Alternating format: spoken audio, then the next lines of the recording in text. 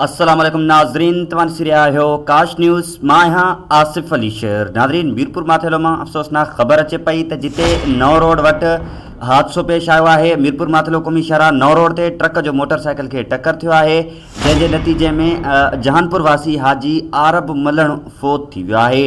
अफ़सोसनाक ख़बर नाज़रीन तव्हां ताईं पहुचाईंदा हलूं। मीरपुर माथेलो मां जिते क़ौमी शाहरा नओं रोड ते ट्रक जो मोटरसाइकिल खे टक्कर थियो आहे, हादसे जे नतीजे में जहानपुर वासी हाजी आरब मलण फ़ौत थी वियो आहे ऐं 2 ॼणा ज़ख़्मी ॿुधाया पिया वञनि।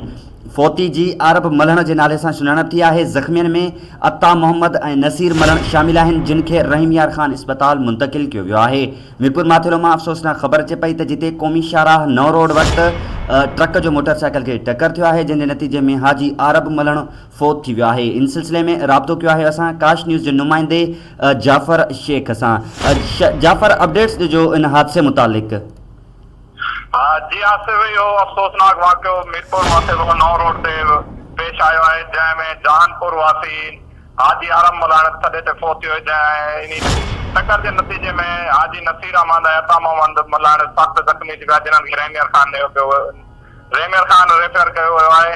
ऐं इहे जेके रवायती आहिनि, इहे ज़ख़्मी आहिनि, जेके फ़ौती आहिनि, इहे मीरपुर माथेलो खां कोट जहानपुर वञी रहिया हुया त नए रोड वटि मोटरसाइकिल ऐं ट्रक में टक्कर थियो, जंहिंजे नतीजे में हाजी आरब मलण फ़ौत थियो ऐं ज़ख़्मी हाजी नसीर अहमद ऐं अता मोहम्मद मलण खे रहीम यार ख़ान रेफर कयो वियो आहे। जी,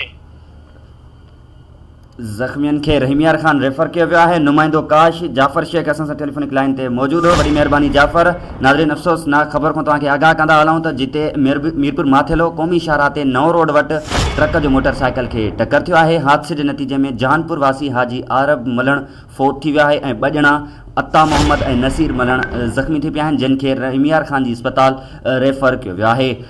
वधीक अपडेट्स लाइ ॾिसंदा रहो काश न्यूज़।